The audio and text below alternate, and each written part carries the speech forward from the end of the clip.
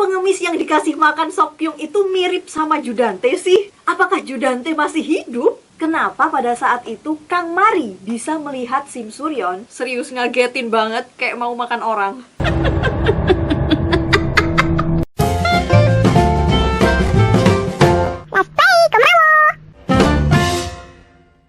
Kembali lagi di dunia orang kaya yang penuh kemunafikan dan kekejaman. Kita flashback sebentar ya. Di Penthouse season pertama, penonton udah dikenalin sama penghuni apartemen 100 lantai yang bernama Hera Palace. Di apartemen tersebut ada sebuah perkumpulan yang bernama Hera Club yang anggotanya kompak baik orang tua maupun anak-anaknya. Perpecahan di antara mereka terjadi ketika anak kandung dari salah satu anggota Hera Club ditemukan meninggal dunia.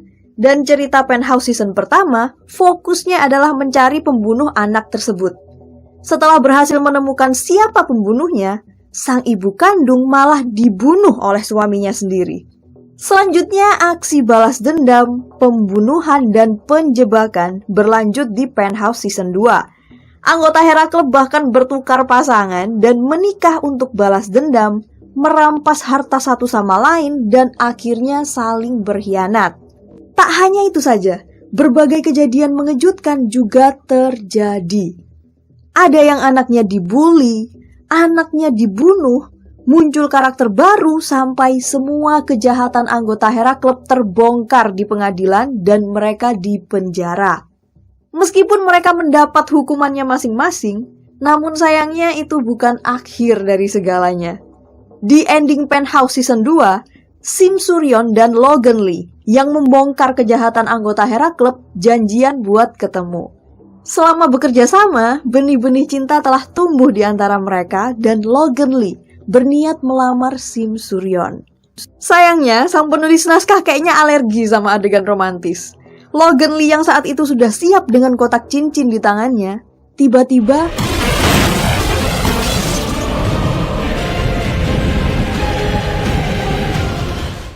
mobilnya meledak dan Logan Lee meninggal di tempat. Selanjutnya, season 3 diawali dengan berbagai kejadian yang dialami anggota Hera Club saat menjadi tahanan di penjara. Mereka dibully, dianiaya, tapi tetap aja nggak ada kapoknya. Kembali ke peristiwa meledaknya mobil Logan Lee. Hal itu ternyata sudah direncanakan oleh Judante, salah satu anggota Hera Club yang ditahan di penjara. Bagaimana cara dia membebaskan diri? Tak lama semua anggota Hera Club keluar dari penjara dan muncul 3 karakter baru.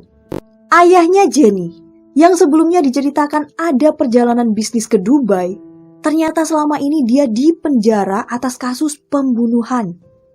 Faktanya, pembunuh sebenarnya adalah Judante. Selanjutnya Alex, saudara Logan Lee di Amerika yang sangat menyayangi Logan dan sering diandalkan oleh Logan. Kemudian ada juga Baek Junki. Pria yang kecanduan berjudi ini merupakan orang yang memegang rahasia identitas asli Judante. Baek Junki adalah Judante yang sebenarnya. Dulu Judante dan Baek Junki hidup bersama di Jepang, hingga pada akhirnya orang tua Judante dibunuh, lalu harta dan namanya diambil Baek Junki. Jadi Judante yang sekarang itu palsu, mereka tukeran nama gitu Hyung. Oke. Setelah semua keluar dari penjara, Judante melanjutkan ambisinya untuk memiliki pusat kesenian Chong'ah dan membangun kota impian yang diperkirakan akan lebih besar daripada Gangnam.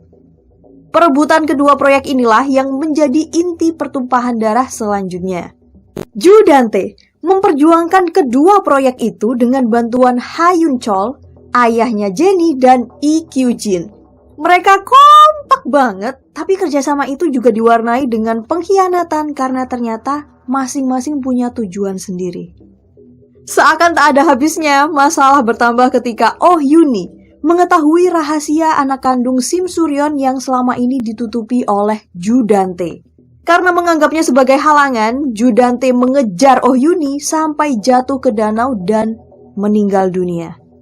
Sebagai teman Oh Yuni dan kekasih Logan Lee, Sim Suryon bersumpah akan membalas kematian mereka dan membunuh Judante dengan tangannya sendiri.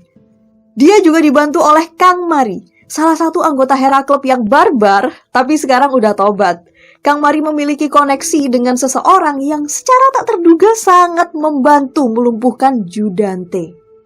Di sisi lain, nggak cuma para orang tua, tapi hubungan anak-anak Hera Club juga semakin rumit. Si kembar Sok-hun dan Sok-kyung banyak bertengkar karena berpihak pada orang tua yang berbeda. Sok-hun belain ibunya dan Sok-kyung belain ayahnya. Hubungan percintaan Sok-hun dan Berona juga panas dingin, apalagi setelah Sok-hun tahu kalau ayahnya, yaitu Judante, adalah pelaku yang membunuh ibu Berona, Oh Yuni. Kemudian Eunbyul, kondisinya semakin gak stabil. Dia masih menganggap Berona adalah musuh. Setelah ibu dan ayahnya dipenjara, Eunbyul dirawat oleh Jin Bun-hong yang sangat terobsesi dan overprotektif kepada Eunbyul. Eunbyul bahkan diculik oleh Jin Bun-hong. Tapi akhirnya dari kejadian itu, dia menjadi saksi pembunuhan Judante terhadap Oh Yuni. Eunbyul tak bisa memungkiri bahwa ternyata ada orang lain yang mendorong Oh Yuni sampai jatuh ke danau. Masih begitu banyak rahasia yang harus dipecahkan, tapi season 3 ini adalah season terakhir Penthouse. Bagaimana cara agar kebenaran di balik semua peristiwa ini terungkap? Siapa yang akan bertahan dan siapa yang akan meninggal lagi? 로건이 죽었어. 분명히 거기 누군가 있었어요. 하고 싶었어, 심수련. 이제 우리 다시는 헤어지는 일 없어. 로건이랑 같이 들어온 사람은 누구랬죠? 백준기? 역시 주단태야. 얼마든지 상대해줄게. 숨좀 꺼내. 알겠어. Jujur aku udah capek banget mau lanjutin nonton season 3 ini. Ntar siapa yang bakalan mati lagi?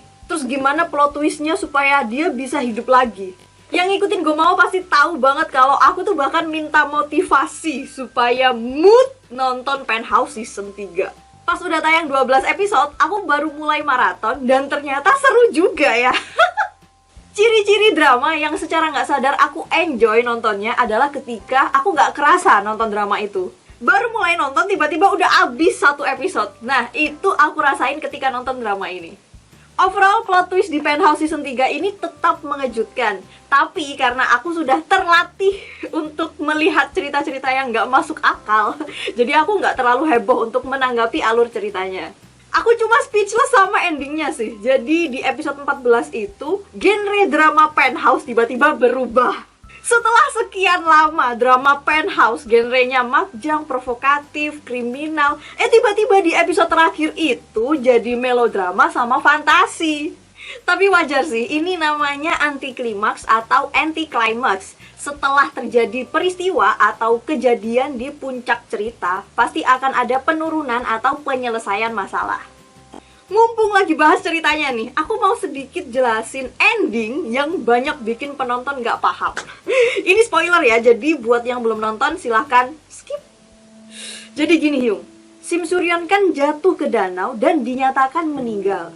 Tapi 3 tahun kemudian, dia terlihat di konsernya Berona. Apakah Simsuryeon hidup lagi? Enggak, itu arwahnya. Arwah Simsuryeon datang ke tempat itu untuk menjemput Logan Lee. Karena apa? Karena Logan Lee juga sudah meninggal. Dari percakapan Kang Mari dan Go Sang-a, kita bisa tahu kalau kanker sumsum tulang belakangnya Logan kambuh.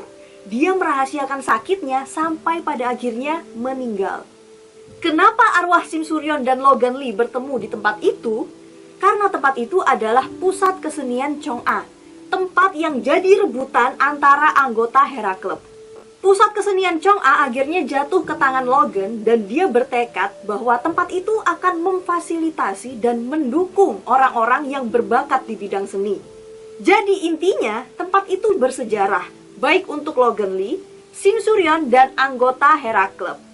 Kemudian arwah Simsuryeon dan Logan Lee ketemuan di sana karena mereka berdua memastikan bahwa tempat itu sudah difungsikan untuk kebaikan banyak orang seperti yang mereka inginkan. Selanjutnya, kenapa arwah mereka ketemuan di saat konsernya Berona? Karena di saat itulah Logan Lee dan Simsuryeon baru merelakan anak-anak dan seluruh kehidupan duniawi mereka. Berona dan Sok-hun udah sukses, mereka bersatu kembali bahkan tampil bareng.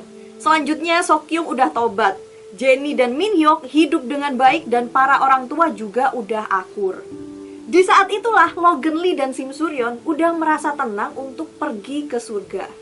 Oke, kalau emang Logan Lee dan Sim Suryon adalah arwah, kenapa pada saat itu Kang Mari bisa melihat Sim Suryon?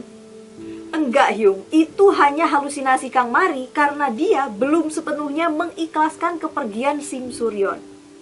Hal ini diperjelas ketika Kang Mari sempat bilang, "Aku masih berharap Sim Suryon tiba-tiba muncul entah dari mana." Halu. Ada lagi nih pertanyaannya, yaitu tentang Judante. Kok pengemis yang dikasih makan Sokyung itu mirip sama Judante sih? Apakah Judante masih hidup? No! Muka sama cara bicaranya aja yang mirip sama Judante. Sokyung bahkan sempat kaget kan? Tapi kagetnya itu karena pengemis itu mengingatkan dia kepada Judante. Bukan kaget yang sampai mikir kalau Judante itu masih hidup. Judante udah mati Hyung. Badannya kena tembak 2 kali, terus kepalanya juga kena tembak. Kepala. Pelurunya nembus jidat, blus, sampai mecahin kaca rumahnya. Piar! Ditambah lagi dia jatuh dari penthouse lantai paling atas, terus ketiban reruntuhan bangunan akibat bom yang dia pasang sendiri. Masih bisa hidup. Gila, nyawanya ada berapa?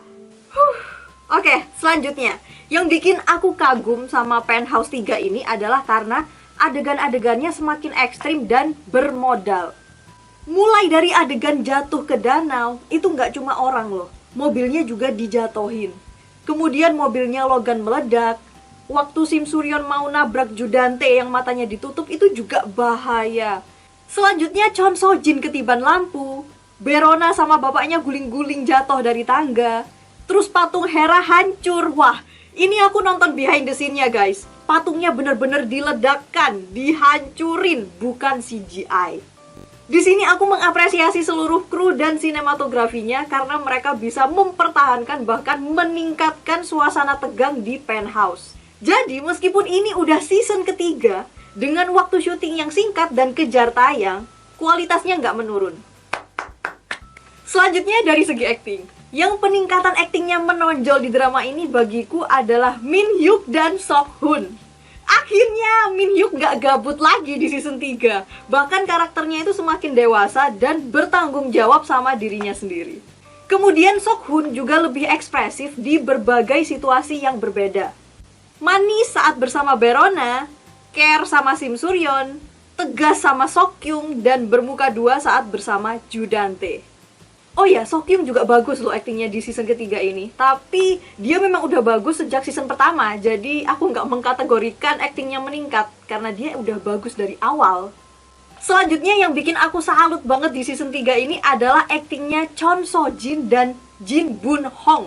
Gila. Chon So Jin mulai dari yang jadi iblis, orang gila, lupa ingatan, terakhir jadi orang yang putus asa banget. Jin Bun Hong, aku kaget pas lihat dia ketawa kayak psikopat. Serius ngagetin banget, kayak mau makan orang.